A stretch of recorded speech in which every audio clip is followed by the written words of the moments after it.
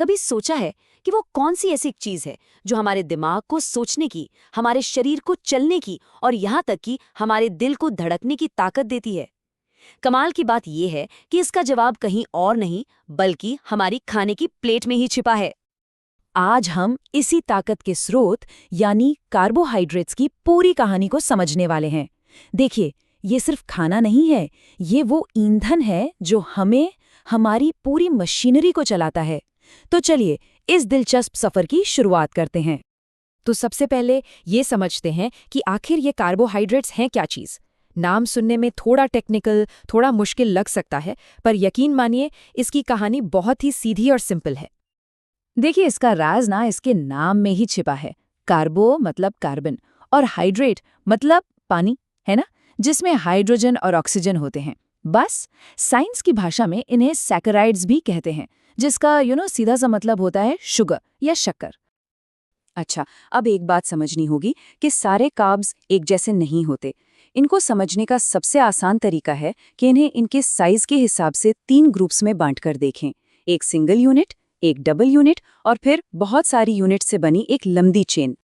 तो सबसे पहले आते हैं मोनोसैकराइड्स। मोनो का मतलब होता है एक। ये कार्बोहाइड्रेट्स की सबसे छोटी, सबसे बुनियादी इकाई है, मतलब इन्हें और ज्यादा छोटे टुकड़ों में नहीं तोड़ा जा सकता। और ग्लूकोज, फ्रुक्टोज और गैलेक्टोज इसके सबसे बढ़िया एग्जाम्पल्स हैं। ग्लूकोज को तो आप शरीर का पसंदीदा फास्ट फ्यूल समझ सकते हैं, जो फौरन इंस्टेंट एनर्जी देता है। अब जरा सोचिए, जब 2 मोनो यूनिट्स यानी 2 सिंगल शुगर्स आपस में हाथ मिला लें तो क्या होगा? बिल्कुल सही, वो बन जाएंगी डाइसैकेराइड। यहाँ डाई का मतलब है 2। ये देखिए, जो चीनी हम अपनी चाय में डालते हैं यानी सुक्रोज, वो असल में ग्लूकोज और फ्रक्टोज का एक जोड़ा ही तो है। और दूध में जो हल्की सी मिठास होती है वो लैक्टोज की वजह से है, जो ग्लूकोज और गैलेक्टोज के मिलने से बनता है। कितना सिंपल है ना? और फिर आता है सबसे बड़ा वाला ग्रुप, पॉलीसैकेराइड्स। जैसा कि नाम से ही पता चल रहा है, पॉली मतलब अनेक। ये हजारों सिंपल शुगर्स की लंबी और कॉम्प्लेक्स चेन्स होती हैं। इन्हें आप एनर्जी का गोदाम भी कह सकते हैं। जैसे आलू और चावल में जो स्टार्च पाया जाता है, या फिर हमारे लिवर और मसल्स में जो ग्लाइकोजन जमा होता है, ये दोनों ही पॉलीसैकेराइड्स हैं। ये शरीर के लिए एक एनर्जी बैंक की तरह काम करते हैं, जिसे ज़रूरत पड़ने पर इस्तेमाल किया जा सके। तो ठीक है, अब हम इनके प्रकार तो जान गए हैं, पर सवाल ये उठता है कि ये हमारे शरीर में करते क्या हैं?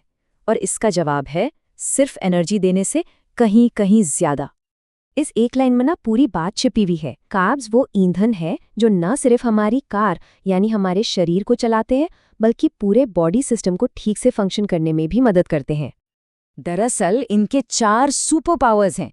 पहला, दिमाग और मसल्स को तुरंत एनर्जी देना। दूसरा, फ्यूचर के लिए एनर्जी को ग्लाइकोजन के रूप में स्टोर करना। तीसरा, पौधों और कीड़ों में एक ढांचा बनाना, जैसे लकड़ी में सेल्यूलोज होता है। और चौथा, जो कि बहुत इंटरेस्टिंग है, यह हमारी कोशिकाओं के बीच सिग्नल भेजने का भी काम करते हैं। लेकिन जो रोटी या चावल हम खाते हैं, वो हमारे दिमाग तक एनर्जी पहुंचाता कैसे है? चलिए, खाने के इस ईंधन में बदलने के पूरे सफर को स्टेप बाय स्टेप समझते हैं। देखिए, ये यात्रा मुंह में पहला निवाला रखते ही शुरू हो जाती है। हमारी लार में एक एंजाइम होता है एमाइलेज, जो स्टार्च जैसी बड़ी बड़ी चेन्स को काटना शुरू कर देता है। फिर पेट से होते हुए छोटी आंत में जाकर ये काम पूरा होता है, जहां सारे के सारे कार्ब्स ग्लूकोज जैसे सिंपल शुगर्स में टूट जाते हैं और फिर खून में मिलकर शरीर के हर एक हिस्से तक पहुंचते हैं। और इस पूरी कहानी को याद रखने के लिए एक छोटा सा हैक है, AMC रूल। ए से अमाइलेज जो कार्ब्स को तोड़ता है, M से माल्टोज जो एक बीच की स्टेज है, और C से सेल्स जहां आखिर में एनर्जी के लिए ग्लूकोज पहुंचता है। सिंपल। चलिए अब फटाफट एक बोनस राउंड में चलते हैं और कुछ और मजेदार, थोड़ी गहरी वैज्ञानिक डिटेल्स पर भी एक नजर डाल लेते हैं। मोनोसैकेराइड्स को ना उनकी कार्बन एटम्स की गिनती के हिसाब से भी बांटा जाता है। जैसे हमारा हीरो ग्लूकोज एक हेक्सोज शुगर है, क्योंकि इसमें 6 कार्बन एटम होते हैं।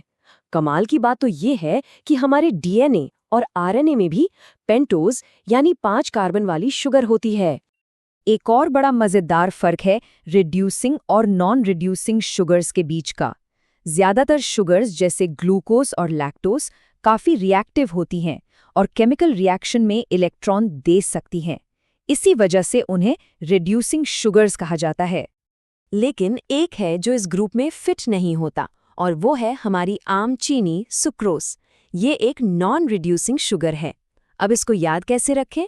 इसके लिए एक मज़ेदार, थोड़ी फनी सी ट्रिक है। Sucrose SUCS at reducing. हाँ, ये बस एक याद रखने का तरीका है, इसे भूलना मत।